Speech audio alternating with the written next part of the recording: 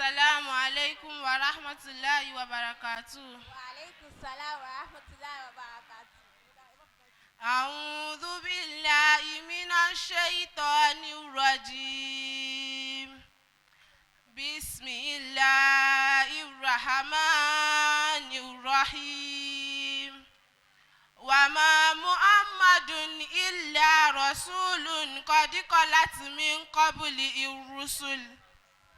Afain mata aw qutila inqalabtum ala aqabikum wa man yanqalib ala aqibihi falan yadurra Allaha shay'an wa sayajzi Allahu shakirin.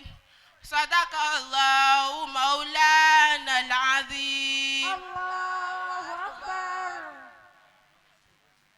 Ala safwati libari Muhammad salatu mada dhikra Muhammad.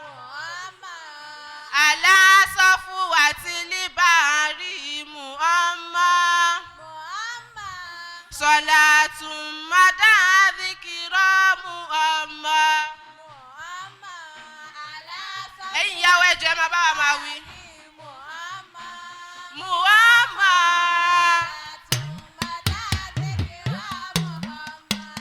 Muhammad, ala safwati libari Muhammad, salatu mada dhikra Muhammad, ala safwati libari Muhammad, salatu mada dhikra Muhammad, wa ma rahmatun illa Muhammad, wa ma ni'matun illa Muhammad, hudallahi fi dunya Muhammad, musafahu fil ukhra Muhammad, ala safwati libari Muhammad, salatu mada dhikra Muhammad, wala murtada illa Muhammad, wala mustafa illa Muhammad, madarul wara nuran Muhammad, jamalul mazaya fi Muhammad, ala safwati libari Muhammad, salatu mada dhikra Muhammad, wa awfal wara wa'da Muhammad, wa azkal wara qalban Muhammad, bada awwala nuran Muhammad, ata akhiran ba'sa Muhammad, ala safwati libari Muhammad, salatu mada dhikra Muhammad, ala nasah ihsana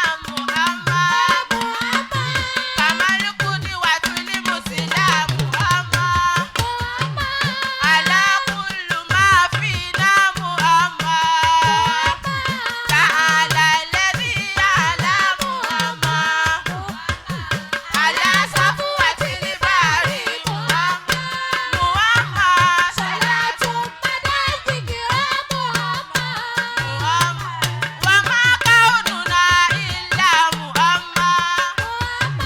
Gbogbo ẹ̀yin ìyá yìí mà dájú wọ́n dẹ̀ ń yà nẹ́bí ẹ̀rẹ̀ jòkó kalẹ̀ báyìí kò dáa ẹ dákun ẹ̀dìrẹ́ torí Ọlọ́run.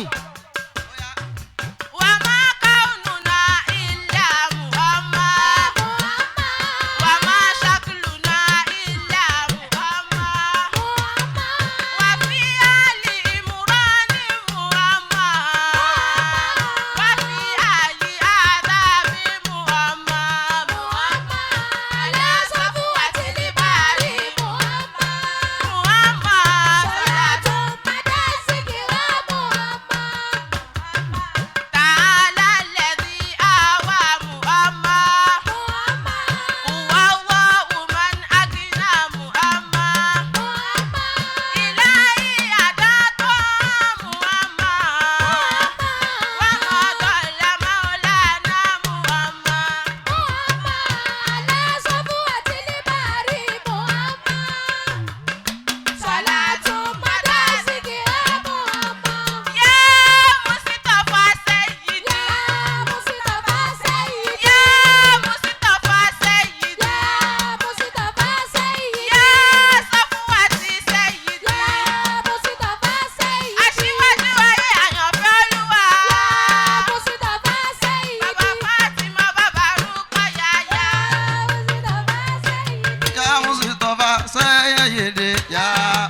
Mustafa ya Sayyidi.